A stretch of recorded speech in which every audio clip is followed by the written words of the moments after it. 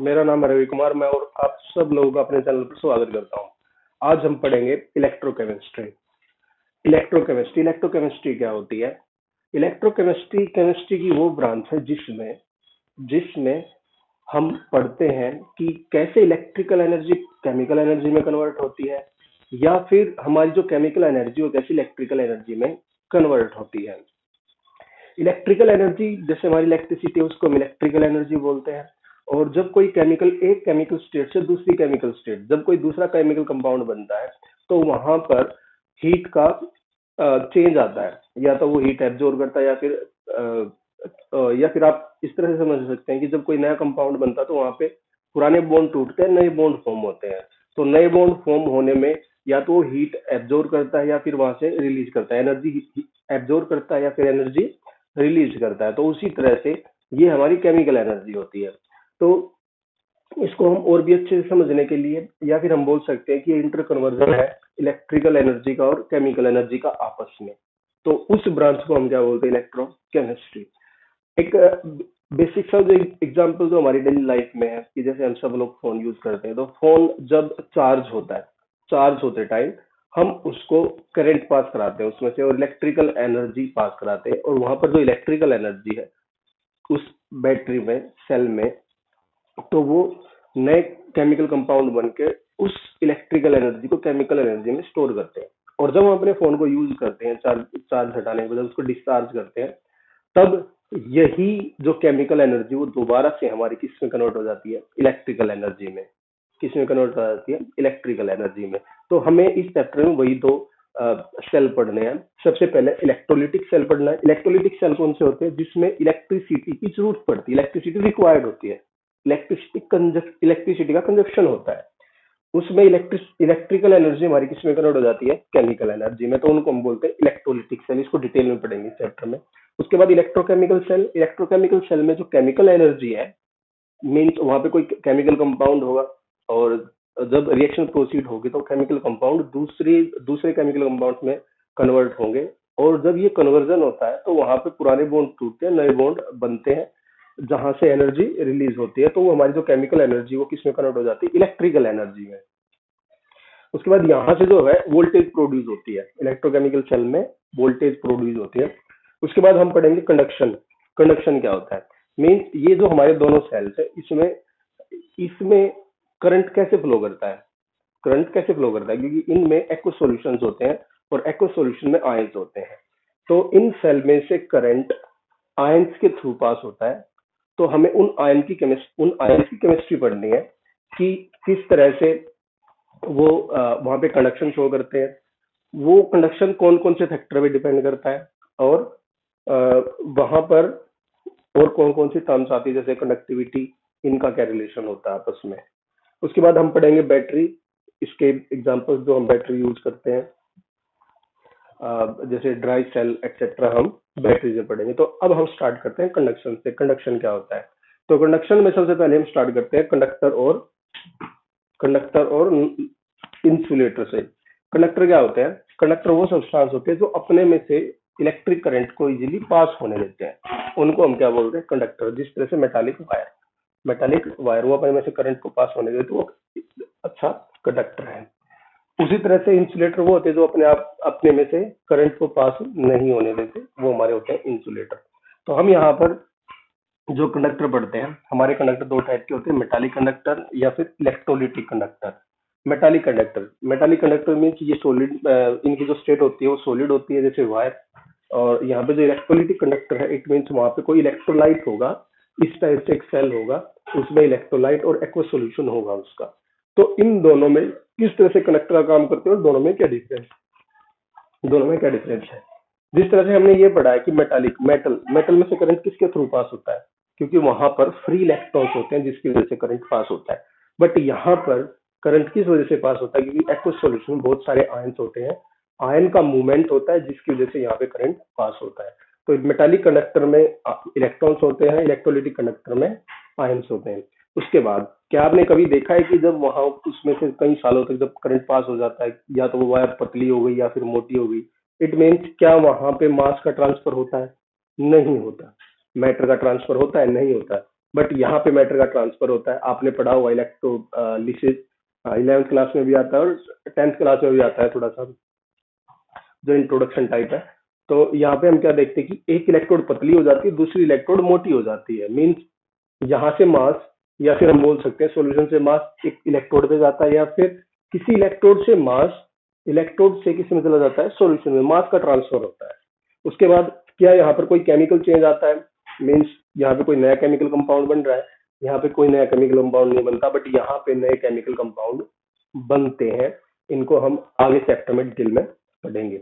उसके बाद जो पॉइंट है कि ऑन इंक्रीजिंग टेम्परेचर, जब हम इसका टेम्परेचर बढ़ाते हैं तो टेम्परेचर बढ़ाने की वजह से क्या होता है, इसमें जो एटम्स होते हैं वो वाइब्रेट करना स्टार्ट कर देते हैं। क्या करना स्टार्ट करते हैं? वाइब्रेट, अपनी ही मीन एक्सिस से वाइब्रेट करना स्टार्ट कर देते हैं। और हमारा जो करंट है, करंट किस वजह से होता है? इलेक्ट्रॉन के फ्लो की वजह से। तो जब टेम्परेचर बढ़ने की वजह से उनकी जो वाइब्रेशन एनर्जी है वो बढ़ जाती है, जिसकी वजह से जो इलेक्ट्रॉन का फ्लो है वो कम हो पाता है। उसको क्या बोलते हैं, अपोजिशन होता है उससे। जब एटम वाइब्रेट करते हैं तो इलेक्ट्रॉन के फ्लो का अपोजिशन होता है, जिसकी वजह से वहां पे रेजिस्टेंस बढ़ जाता है। और रेजिस्टेंस का ही उल्टा होता है कंडक्टेंस। तो उसकी कंडक्टेंस घट जाती है। कंडक्टेंस मीन्स कितना इजीली कोई सब्सटेंस अपने में से करंट को पास होने देता, वो उसकी कंडक्टेंस होती है। उसी तरह से यहाँ पे उल्टा होता है कि जब हम टेम्परेचर इंक्रीज करते हैं, क्योंकि यहाँ पे जो आयंस है वो उनमें थोड़ा सा गैप है, क्योंकि एक को सोल्यूशन है। तो जब हम उनकी एनर्जी बढ़ाते हैं, जब हम टेम्परेचर बढ़ाते हैं, टेम्परेचर बढ़ने की वजह से उनकी काइनेटिक एनर्जी बढ़ती है। तो जब काइनेटिक एनर्जी बढ़ेगी तो वो और भी ज्यादा स्पीड से इलेक्ट्रोड्स की तरफ जाएंगे, और यहाँ पे फ्लो जो है वो इजी हो जाता है। तो जिसकी वजह से जब हम टेम्परेचर बढ़ाते हैं तो उनका मूवमेंट अच्छे से हो जाता है, उनका रेजिस्टेंस घट जाता है, क्योंकि जितने भी आयंस हैं सबकी काइनेटिक एनर्जी बढ़ जाती है। तो वहां से इजीली मूवमेंट हो जाती है, रेजिस्टेंस यहाँ पे घट जाता है, और कंडक्टिविटी क्या हो जाती है? बढ़ जाती है, फिर कंडक्टेंस बढ़ जाती है।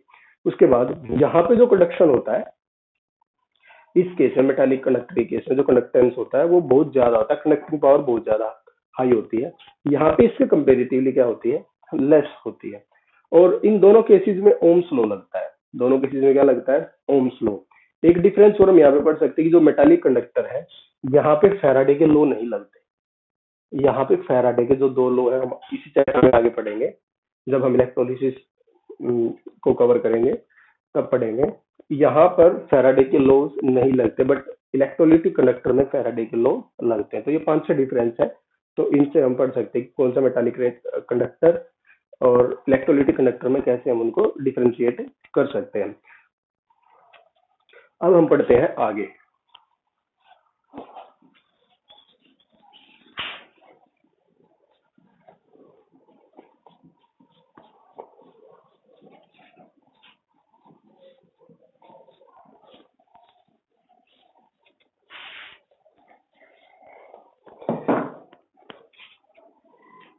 कंडक्टेंस।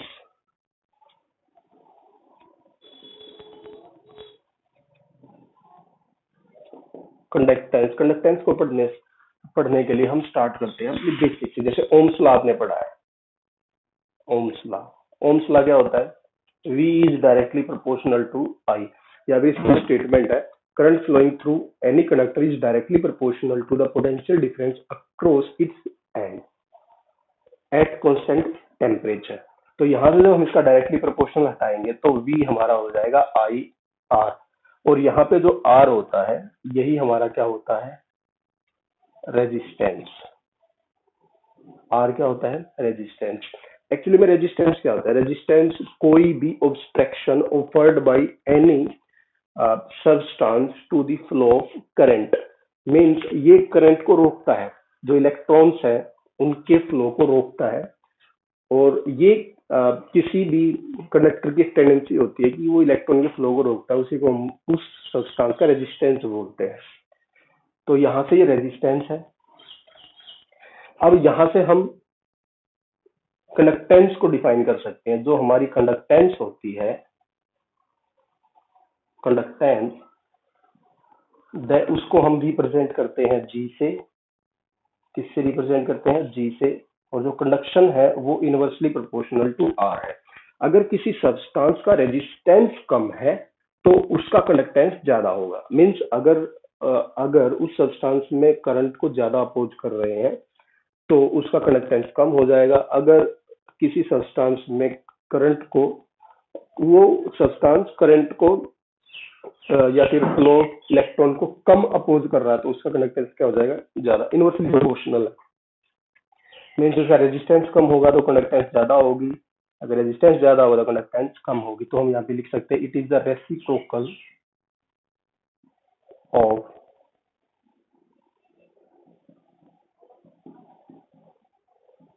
रेजिस्टेंस। तो यहां से हम जी की यूनिट को भी डिफाइन कर सकते हैं। यूनिट क्या होगी, आर की यूनिट क्या होती है, ओम। तो ये हमारी हो जाएगी ओम इनवर्स, या फिर ओम इनवर्स को हम महो भी बोलते हैं, या फिर ओम इनवर्स को साइमन भी बोलते हैं, साइमन। उसी तरह से ये तो हो गया हमारा कंडक्टेंस, कि रेजिस्टेंस कम होगा तो कंडक्टेंस ज्यादा होगी, और ज्यादा रेजिस्टेंस होगा तो कंडक्टेंस कम होगी। अब हमने फिजिक्स में कुछ टर्म्स पढ़ी हैं, जैसे resistance is directly proportional to length. जैसे ये वायर है तो ये इसकी लेंथ है और ये इसका एरिया ऑफ क्रॉस सेक्शन है। तो यहाँ पे R is directly proportional to length and R is also inversely proportional to area of its cross section, यहाँ का जो एरिया होता है। तो जब हम यहाँ से निकालते हैं R, तो ये हमारा हो जाता है directly proportional L by A, और जब डायरेक्टली प्रोपोर्शनल को हटाया जाता है तो R is equal to rho L by A। इस टाइप से हम इसको लिखते हैं। तो अभी हमें जो कंडक्टेंस है वो वायर की कंडक्टेंस नहीं पढ़नी है, हमें किसकी कंडक्टेंस पढ़नी है, हमें इलेक्ट्रोलिटिक सॉल्यूशन की कंडक्टेंस पढ़नी है। तो उसमें हम कैसे इन सब को कोरिलेट कर सकते हैं। जैसे हमारे पास कोई ये सेल है, ये हमारी दो इलेक्ट्रोड,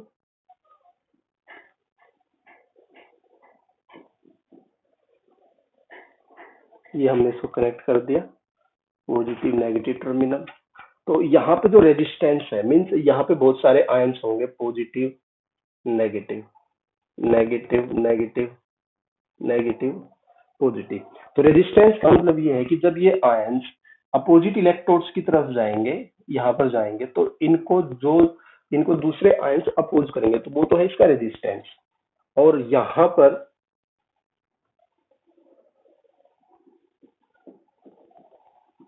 ये जो लेंथ, यहाँ पे जो लेंथ हमने ली है, that is the distance between two electrode. इन दोनों इलेक्ट्रोड के बीच का जो डिस्टेंस वो हमारा लेंथ है। ए क्या है यहाँ पे, area of deep surface area of electrode. यहाँ पे ये जो एरिया है ये हमारा क्या है, ये वाला एरिया ऑफ क्रॉस सेक्शन, क्योंकि ये हमने वहां पे जो फिजिक्स में है ये एल लेंथ ऑफ कंडक्टर बड़ी है, एरिया, बट यहाँ पे जो एल है that is the distance between two electrode, ये हमारी इलेक्ट्रोड्स होती हैं। और ए है यहाँ पे एरिया ऑफ जितना एरिया इलेक्ट्रोड का सॉल्यूशन में डिप्ट है, ये यहाँ से आ गया। उसके बाद यहाँ पर जो रेजिस्टिविटी होगी वो हमारी किसके बराबर हो जाएगी, दैट विल बी आर।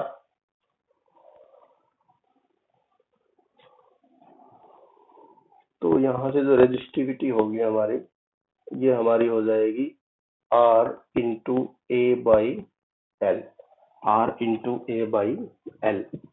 अब यहाँ से हमें पता है कि कंडक्टेंस किसके बराबर होती है, 1/r। तो इसको हम इस तरह से इंटरलेट भी कर सकते हैं। तो कैसे कर सकते हैं, तो यहाँ से आएगा 1/ρ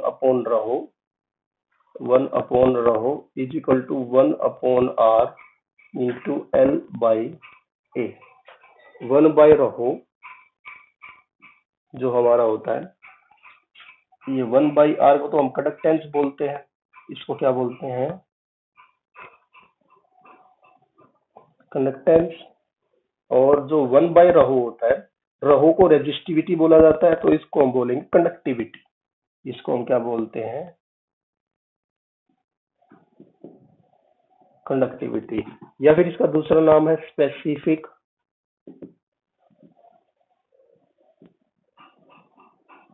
कंडक्टेंस। इसका दूसरा नाम क्या है, स्पेसिफिक कंडक्टेंस। और ये जो वैल्यू है, अगर हमने एक बार सेल को बना लिया, क्योंकि इलेक्ट्रोड जो हो जाती है किसी सेल में फिक्स रहती है, उनकी लेंथ भी फिक्स रहती है और एरिया भी क्या रहता है उसका फिक्स रहता है। तो ये जो हमारी जो L बाई ए है इसको हम बोलते हैं सेल कांस्टेंट। क्या बोलते हैं इसको? Cell constant. तो जो हमारी कंडक्टिविटी है उसको हम K से रिप्रेजेंट करते हैं, इसको कप्पा भी बोला जाता है, is equal to conductance, conductance को G से रिप्रेजेंट करते हैं, और जो हमारा सेल कांस्टेंट होता है उसको हम G स्टार से रिप्रेजेंट करते हैं। किससे रिप्रेजेंट करेंगे? G स्टार से। तो ये इनके सिंबल्स हैं। तो यहाँ से हमारा ये फॉर्मूला आ जाता है। उसके बाद ये हमारा सेल कांस्टेंट होता है, और जो हमारा सेल कांस्टेंट है वो किसके बराबर होता है? G स्टार L बाई ए। कई बार इसको K से भी डिनोट कर देते हैं, के स्टार से भी डिनोट कर देते हैं इसको, तो ये याद रखना है तुम्हें। तो अब यहाँ पर हम कनेक्टिविटी को इजीली डिफाइन कर सकते हैं। कैसे कर सकते हैं यहाँ से कनेक्टिविटी को डिफाइन? कि अगर अगर अगर हमारी लेंथ 1 सेंटीमीटर है और एरिया 1 सेंटीमीटर स्क्वायर है, क्योंकि ये जो सेल है ये ज्यादा बड़े नहीं होते, सेंटीमीटर में ही हम इनको डील करते हैं। तो तो जो हमारी कंडक्टिविटी है वो किसके बराबर हो जाएगी? कंडक्टेंस। कंडक्टिविटी किसके बराबर हो जाएगी? कंडक्टेंस। तो यहाँ पे हम बोल सकते हैं कि कंडक्टिविटी या specific conductance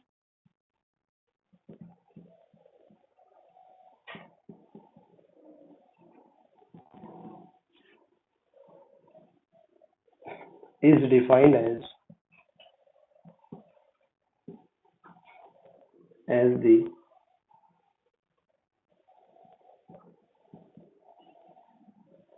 conductance of 1 millilitre या फिर 1 centimetre cube volume of the solution, of the volume of the solution.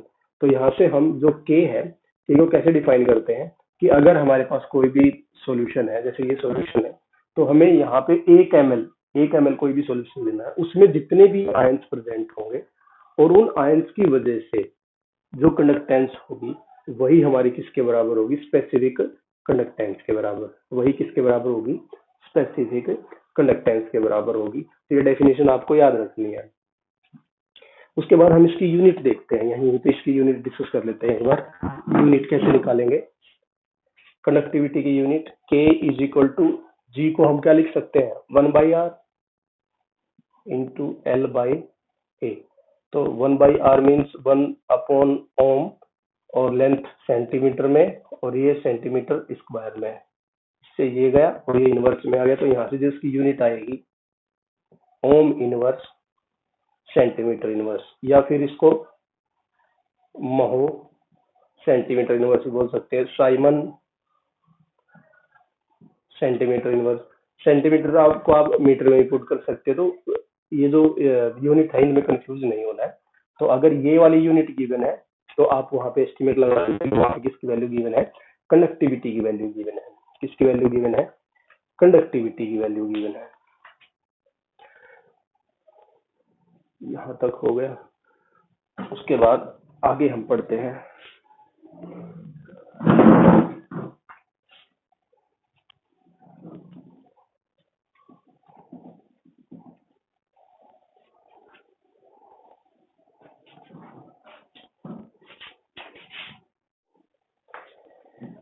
अब हम पढ़ते हैं molar conductivity, molar conductance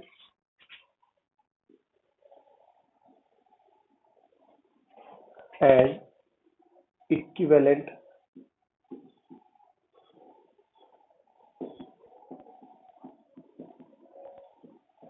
conductance. जो मोलर कंडक्टेंस है उसको हम लैम्डा एम से रिप्रेजेंट करते हैं और इसको लैम्डा इक्विवेलेंट से रिप्रेजेंट करते हैं। अब दोनों में डिफरेंस क्या है? Molar conductance means it is the conductivity of ion produced by 1 mole of 1 mole of electrolyte in V ml of solution when electrodes are 1 meter apart and the area of dipped area is 1 centimeter cube. तो it means जो lambda M है वो हमारा हो जाएगा के into V M L. के into V M L कैसे हुआ? के हमारा क्या है? It is the connectivity of ions, it is the connectivity of ions in 1 ml solution. हमने कितना ml लिया है? VmL।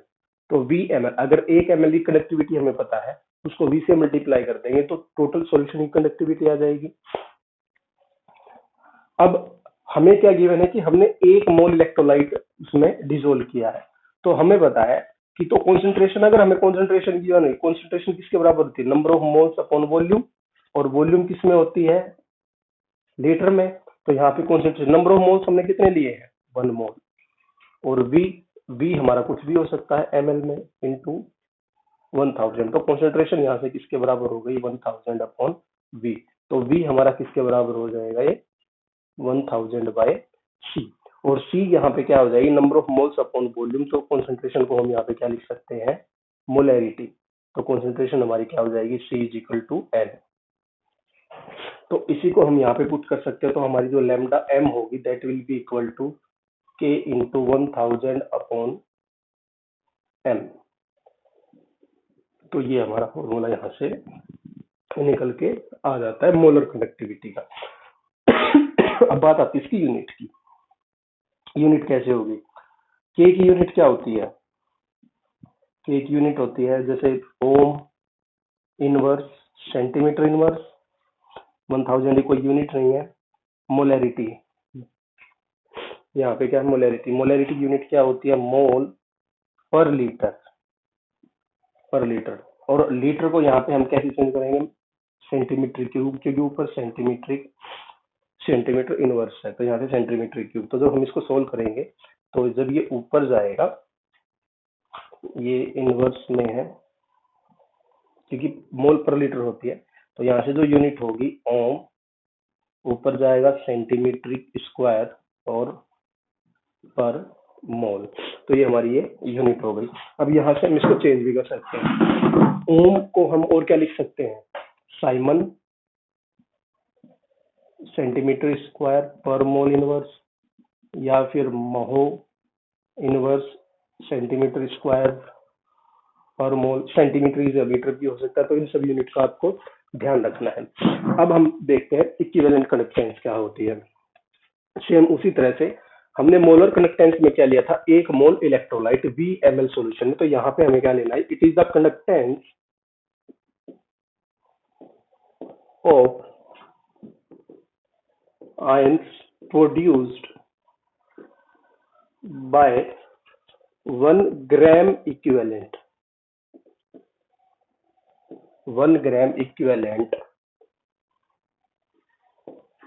electrolyte in VmL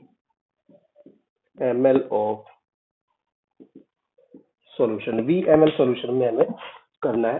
तो यहाँ से जो हमारी लैम्डा EQ होगी, क्योंकि हम इसको लैम्डा EQ से रिप्रेजेंट करते हैं, that will B K into V। अब यहाँ पर K क्या है? This is the specific conductance. 1 millilitre solution में की कंडक्टेंस क्या है? इनटू कितना हमने उसका वॉल्यूम लिया है। तो अब बात वही आती है कि अब यहाँ पे हमारी जो कॉन्सेंट्रेशन होगी वो किसके बराबर होती है? Number of moles upon volume. यहाँ पे हमें क्या गिवन है? Gram equivalent. क्या गिवन है यहाँ पे? Gram equivalent. तो यहाँ पे ग्राम इक्विवेलेंट प्रेजेंट पर लीटर, प्रेजेंट पर लीटर। अगर ये लीटर में नहीं है तो इसको इस तरह से भी हम लिख सकते हैं। तो हमारी कॉन्सेंट्रेशन किसके बराबर हो जाती है? नॉर्मेलिटी के बराबर, ग्राम इक्विवेलेंट पर लीटर। तो ये हमारा हो जाएगा ग्राम इक्विवेलेंट। और हमने ग्राम इक्विवेलेंट कितना लिया है? 1। ग्राम इक्विवेलेंट कितना लिया है? 1। और V का हमें पता नहीं, हमने कितने में डिसोल्व किया है? इनटू 1000। तो यहाँ से जो हमारा V है वो आ जाएगा 1000 अपॉन N। तो इसको हम इस वाली इक्वेशन में पुट करने के बाद जो हमारी लैम्डा इक्विवेलेंट होगी वो हमारी क्या हो जाएगी, that will be equal to K into 1000 upon N upon N. तो इस तरह से हमारे ये दोनों फॉर्मूले आ जाते हैं, और के यहाँ पर क्या है, स्पेसिफिक कंडक्टेंस या कंडक्टिविटी जो हमें गिवन होगी। तो उसी तरह से हम इसकी यूनिट भी पता कर सकते हैं। यूनिट क्या होगी, के की क्या होती है, ओम इनवर्स, सेंटीमीटर इनवर्स, और इसकी क्या होती है, ग्राम इक्विवेलेंट पर लीटर, या फिर इक्विवेलेंट पर लीटर। लीटर को हमने सेंटीमीटर क्यूब में रख दिया, तो ये हमारी जो यूनिट होती है वो हमारी हो जाएगी ओम इनवर्स। सेंटीमीटर इसको ऊपर लेके जाएंगे तो सेंटीमीटर का स्क्वायर बचेगा, और पर इक्विवेलेंट इसको हम चेंज कर सकते हैं, साइमन सेंटीमीटर स्क्वायर ये, या फिर महो, इससे भी चेंज कर सकते हैं, सेंटीमीटर को मीटर में भी चेंज कर सकते हैं। तो ये हमारी सारी यूनिट बनती है। अब हम इस पे देखते हैं न्यूमेरिकल्स, लेमडा एम पे और लेमडा इक्विवेलेंट पे किस तरह से न्यूमेरिकल्स कर सकते हैं कि lambda equivalent and lambda M में क्या रिलेशन होता है। तो इसको हम कर सकते हैं कि हमें पता है कि लेमडा इक्विवेलेंट किसके बराबर होता है, के इंटू 1000 अपॉन नॉर्मेलिटी, और हमें ये पता है कि नॉर्मेलिटी n इंटू एम के बराबर होती है। तो यहाँ पर हम ये वैल्यू पुट कर सकते हैं, lambda equivalent is equal to K into 1000 upon n into M. N को इधर ले आओ, लेमडा इक्विवेलेंट इंटू एन। तो यहाँ पे ये जो बचेगा ये हमारा किसके बराबर होता है, lambda M is equal to K into 1000 upon M. तो ये हमारा हो जाएगा इसके बराबर। तो ये क्वेश्चंस में ये भी यूज होता है। अब हम पहला क्वेश्चन देखते हैं। क्वेश्चन क्या है, electrical conductance of A column of 0.05 molar NaOH। 0.05 molar NaOH given है, तो इट मींस कंसंट्रेशन हमें गिवन है 0.05 मोलर, और ये मोलरिटी गिवन है कंसंट्रेशन में भी। डायमीटर गिवन है, डायमीटर दे रखा है 1 सेंटीमीटर, और जो लेंथ है, लेंथ दे रखी है 50 सेंटीमीटर, 50 सेंटीमीटर, और जो रेजिस्टेंस गिवन है 5 इतने ओम। कैलकुलेट रेजिस्टिविटी निकालनी है, कंडक्टिविटी निकालनी है, और मोलर कंडक्टिविटी निकालनी है। रेजिस्टिविटी मीन्स रहो निकालना है, कंडक्टिव मीन्स के निकालना है, और लेमडा एम निकालना है। तो हमें पता है कि जो रेजिस्टिविटी होती है, रेजिस्टेंस इज रहो एल अपॉन ए। पहले तो हमें एरिया ऑफ क्रॉस सेक्शन निकालना पड़ेगा। तो area of cross section A किसके बराबर, पाई आर स्क्वायर, तो 22 अपॉन 7। रेडियस यहाँ पे डायमीटर गिवन है, तो रेडियस हमारी कितनी हो जाएगी, 1/2। तो यहाँ पे 1/2 इंटू 1/2, ये हमारा हो गया एरिया। रहो निकालना है, तो रहो हमारा हो जाएगा R into A by L. तो यहाँ से आर की वैल्यू हमें गिवन है 5.55 इंटू 10⁻3। एरिया कितना हो जाएगा हमारा, 22/7, 1/2 इंटू 1/2, और लेंथ हमारी कितनी गिवन है, 50। तो यहाँ से हम सोल्व करके रेजिस्टिविटी निकाल सकते हैं, जो आपकी अप्रोक्सीमेटली इतनी आएगी, इतने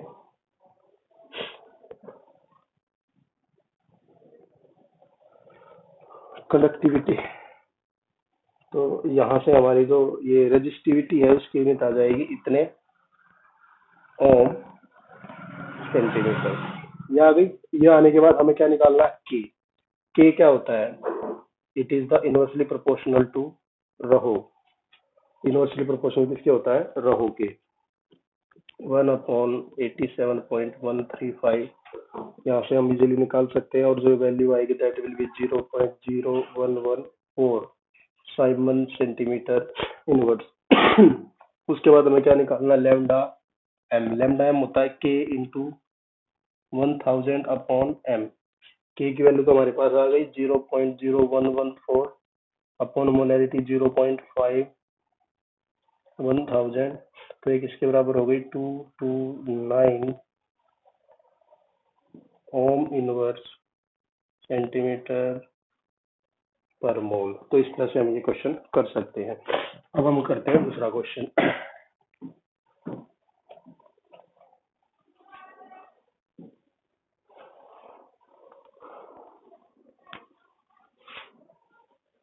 दूसरा क्वेश्चन है resistance of a conductivity cell.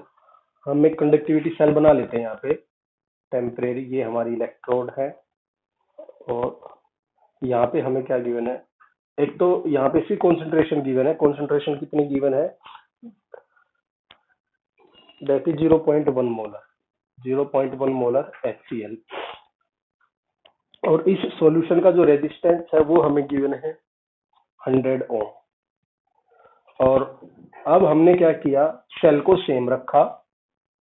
Cell को क्या रखा, सेम। ये हमारा सेल सेम है।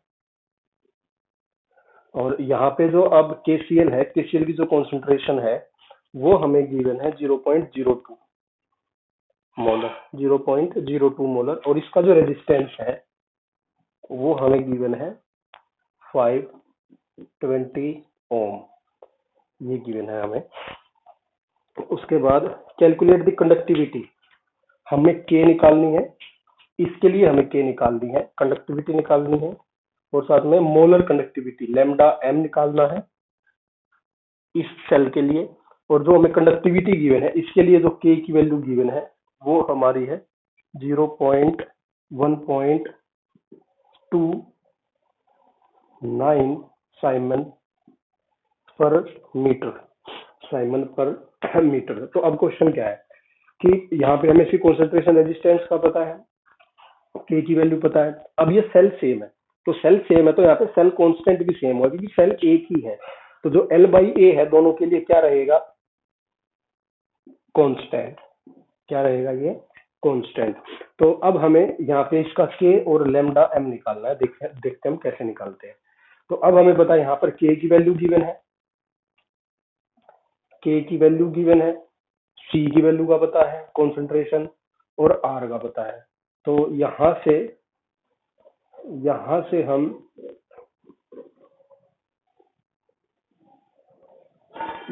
हम क्या निकाल सकते हैं,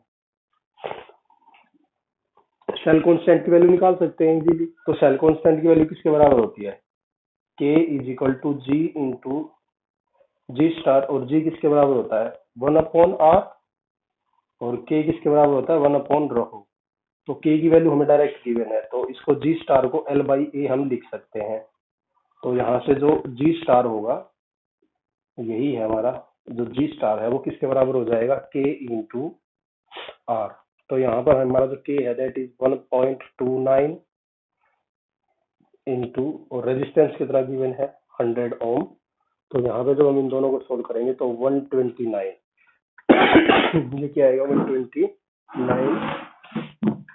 और ये सेल कौन मीटर इनवर्स में, अगर इस मीटर इनवर्स को हम सेंटीमीटर में कन्वर्ट करते हैं तो ये हमारा हो जाएगा 129/100 सेंटीमीटर इनवर्स। और ये हमारा हो गया 129 सेंटीमीटर इनवर्स।